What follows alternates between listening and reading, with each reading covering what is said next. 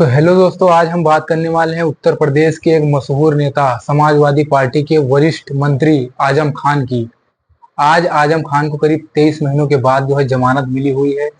और आजम खान की काफी चर्चाएं हो रही थी कि वो बीजेपी भी ज्वाइन कर सकते हैं, जेल से आने के बाद बीएसपी भी ज्वाइन कर सकते हैं, बहुजन समाज पार्टी, समाजवादी पार्टी भी ज्वाइन कर सकते हैं। और जब वो जेल में थे तो चंद्रशेखर आजाद भी उनसे मुलाकात करने गए थे।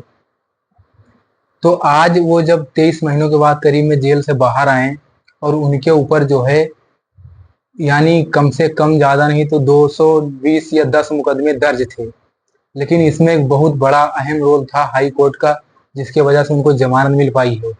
और अखिलेश यादव के वकील, आजम खान के वकील जो है इस मामले को जो है लेकर जो है बहुत मेहनत किया है। वकीलों ने आजम खान के वकील भी इसमें लागे थे और अखिलेश यादव जी के भी वकील थे। उन्होंने बहुत बड़ा जो है रोल निभाया अपना, और उसके जरिए करीब में आज आजम खान जो है जेल से बाहर आ पाए। शायद यही वजह थी कि आजम खान जो है सच्चाई पे थे अपने, या उन्होंने जो 200 मुकदमा होने के बाद भी जो है करीब में 2 महीने, 2 साल और 10 महीने जो उनको जेल काटना पड़ा।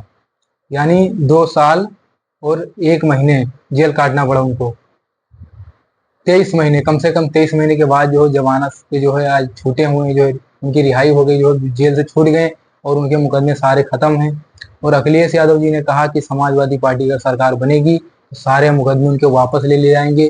जब उत्तर प्रदेश के मुख्यमंत्री योगी आदित्यनाथ जी अपने मुकदमे सारे वापस ले सकते हैं और बीजेपी के सारे बड़े बड़े मंत्री अपने मुकदमे वापस ले सकते हैं, तो अखिलेश यादव ने कहा समाजवादी पार्टी का सरकार बनेगी तो हम आजम खान का मुकदमा भी सारा वापस ले लिया जाएगा।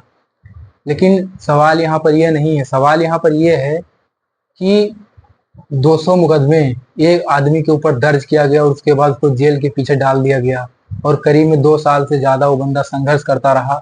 लेकिन इसीलिए कहते हैं कि ईश्वर ने उनका साथ दिया और वो जो है जेल से बाहर आ गए। कुछ लोग ये भी कह रहे हैं और कुछ लोग कह रहे हैं, आज लोगों ने सवाल पूछा मीडिया ने आजम खान से, तो उन्होंने कहा कि मैं जो है अभी कुछ नहीं बोल सकता। उनसे पूछा गया आजम खान से कि आप बीएसपी ज्वाइन करने वाले हैं या फिर समाजवादी पार्टी में ही रहेंगे, तो आजम खान ने कहा कि पहले मैं अपनी हेल्थ ठीक करूंगा, उसके बाद में फिर डिसाइड करेंगे, मीटिंग करेंगे यानी आगे कि क्या करना है, कौन सी पार्टी में ज्वाइन होना है, हमें कौन सी पार्टी में नहीं ज्वाइन होना है।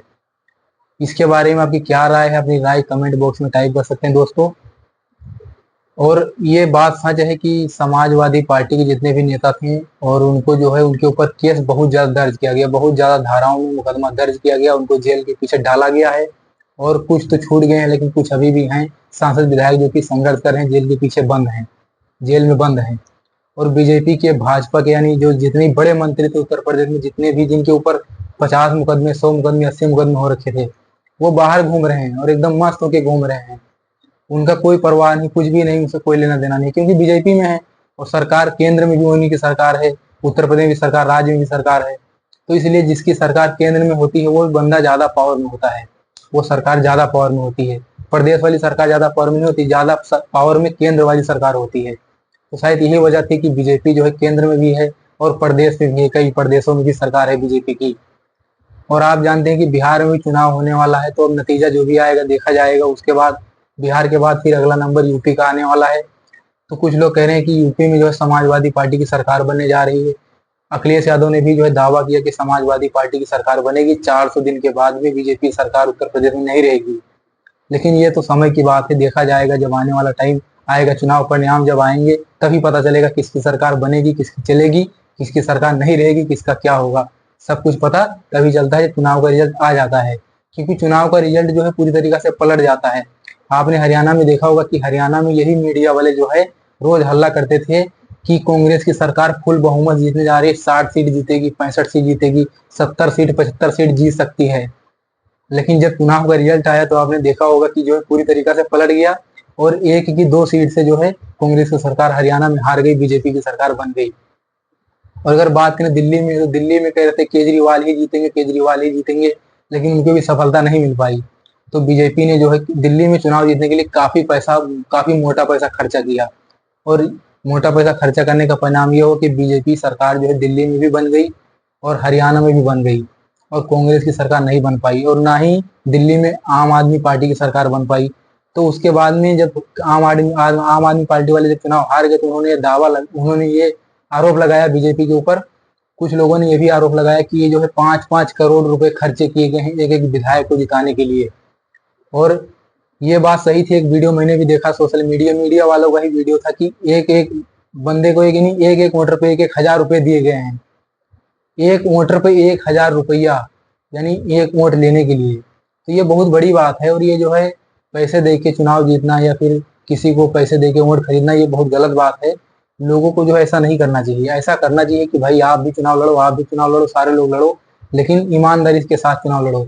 जनता जिसको पसंद करेगी जीतेगा वही, और जो बंदा गड़बड़ी करके जीतेगा उसकी पोल बाद में खुल जाती है।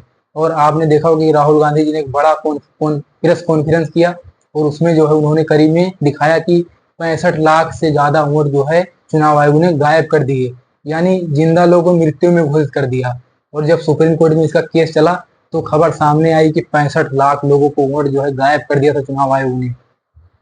और राहुल गांधी ने फिर कहा कि अभी हाइड्रोजन बम आने वाला है, अभी तो ट्रेलर है, यानी पिक्चर अभी बाकी पड़ी है। तो अब इसके बारे में हम क्या कहें, आप क्या कह सकते हैं, अपनी राय जो कमेंट में टाइप कर सकते हैं। लेकिन जो भी परिणाम आएगा देखा जाएगा। राहुल गांधी जी का हाइड्रोजन बम आने वाला है कि नहीं आने वाला है, अभी तैयारी उसकी जो है हो रही है पूरी तरीका से।